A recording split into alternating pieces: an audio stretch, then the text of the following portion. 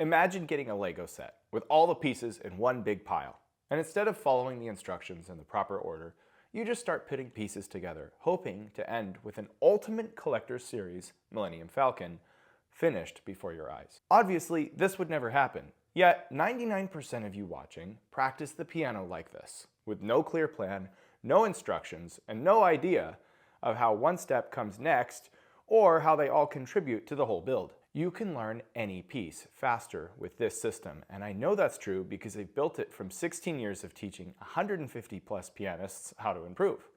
Plus, I get several hundred comments every month sharing how much these ideas work on my YouTube videos. It's the same system that allowed me to play Stravinsky's Rite of Spring for solo piano by memory as a teenager. More on that later. So today, I'm going to teach you my exact process for musical mastery so you can stop wasting time aimlessly, sight reading your pieces hoping they'll eventually get better, frustrated that they're taking you too long. From the very beginning of my study, I had all the same struggles as anyone would have. I couldn't learn music fast enough. I couldn't really memorize that well. It wasn't secure under pressure. I had all sorts of technical troubles and pains when I tried to speed my music up. And my hunger to learn more was always beyond my actual ability to do so. I loved the journey, all right, because I had a passion for it. But I couldn't help but wonder, should it really require me 6 to 8 hours a day of practice to play at the level I want to? Maybe it's just really that hard. I'll never forget going in for my first community audition, hoping to win the local music scholarship, playing my first Beethoven sonata under pressure. As I started, opening bars of Opus 49 number 2, I couldn't remember the chord for the life of me. I'd been playing this for 6 months and I thought, why can't I remember this? I literally started crying, and it wasn't like I could just walk out. It was an audition panel where you had to have an interview also. So I had to sit there and painfully talk to the jury after this horribly embarrassing episode. And by the way, if you don't want that to happen to you, I just released a brand new memory course on a holistic blueprint to memorize at the piano. Check it out in the description if you're interested. In any case, I know this experience wasn't because I wasn't practicing enough. I was about the most motivated teenager you could have met. I was playing 8 hours a day, the moment I got home from school till like 11 p.m. So it wasn't the amount of time that was the problem. I thought, well, I've only played the piano for 3 years or so. Maybe I just need a few more years to catch up since, I started at age 12. Pretty late for a professional. Nope, that wasn't it either, because another 2 years of dedicated study with essentially no break, things were still not much better. Until I met the legendary pianist Mark Westcott at age 17. He saw my talent, but he equally saw my flaws. He cut it straight with me. If you're not spending nearly all of your time on the things holding you back, rather than just playing what you're already good at, you're never going to improve. You'll never move past the talented kid to a true artist that I know you can become. He spent the next 6 months cleaning up my understanding of how piano playing is really designed, with a system of fundamental skills, all unique from one another, explaining that piano playing is not one skill, like most people imagine it to be. He said, complexity is not complexity at all. In fact, it's just multiple levels of simplicity stacked on top of each other. He broke it down into the categories of note learning, consistent fingering, harmonic color, expressive shaping, appropriate pedaling, and formal considerations. He taught me principles of efficient practice to get more done in 3 hours than I used to get done in 6. And despite having a massive career himself, performing a couple hundred concerts a year worldwide, rubbing shoulders with great artists like Leonard Bernstein, Samuel Barber, Sir George Solti, Martha Argerich, Rudolf Serkin, Van Cliburn, and many more, he claimed that it was rare for him to practice more than 3 hours a day.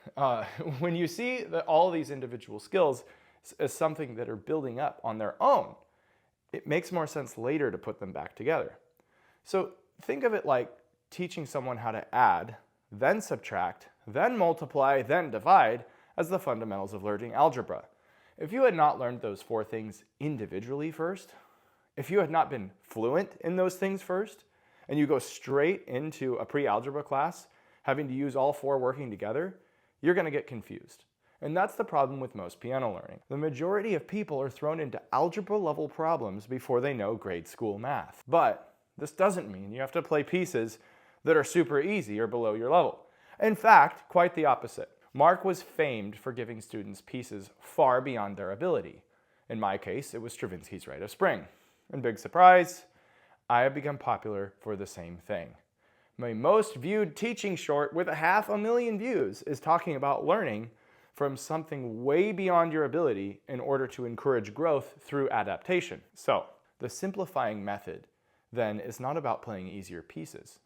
It's about approaching pieces above your level, but not just practicing them as basically a finished product played slowly. Instead, you break it down into every fundamental category and you learn them individually, which means the pace relatively low in skill in your perception. You focus on true understanding and mastery of each building block, and then you lead them in a sequential order to a finished result, regardless of the tempo you're practicing at. 2 years later, at age 19, I performed the Rite of Spring live by memory 6 times, the first of which is on YouTube and recorded for you all to enjoy. I accomplished a feat most people in the population never could, before I hit 20. But the reason most people feel like they couldn't do this is just because they don't practice the right way. They don't have the right mindset, and they don't commit in the way to study that actually leads to extraordinary results. Here's the thing. You are not going to get better by putting in more hours or more reps. You're going to get better fundamentally by these 3 things. Number 1, be aware of what you're trying to improve and intentional about how you're trying to improve it at all times, every repetition. Number 2, break things into small bite-sized chunks, both in how long they are as well as how complex they are in what you're doing, 1 brick at a time till you're at the final result. Do not, under any circumstances, play something as written at a slow tempo, even when you're first learning it, and especially when you're first learning it. It's too much for your brain to process. So no matter how many reps you put in, you'll never fully get it. And even if you can play it well at home, you're going to crumble under pressure or in front of your teacher. Number 3, learn music in the order of the fundamentals I list right here. This is the most important part. Spend a good amount of time on each one before moving on to the next step. Don't blend them all together, mastery first. So the first thing is get a structural bird's eye view of the piece's architecture. Then work through any rhythms that you don't understand, even if you can't play the notes yet. Then learn your notes and fingerings as a package, focusing on consistency of the fingering. Number 4 is to polish any movements that are contributing to a sluggish technical control. 5 is to work on articulations, being precise in both hands at any given moment. 6 is to practice all you can with your dynamics, balance, and your inflection. Then, and only then, add the pedal. It really is that simple and that hard. Because in each one of those statements is weeks or months of learning, hundreds of ideas, different specifics of practice tools for different styles. The list goes on.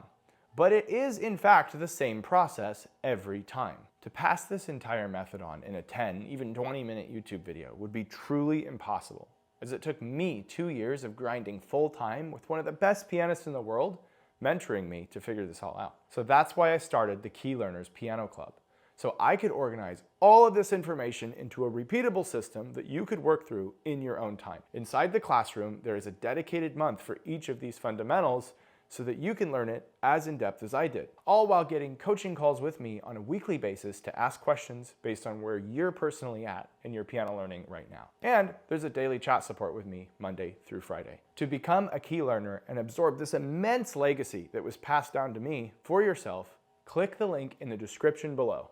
And make sure to get my free piano progress guide if you don't have it in the description and pinned comment. See you in the next video.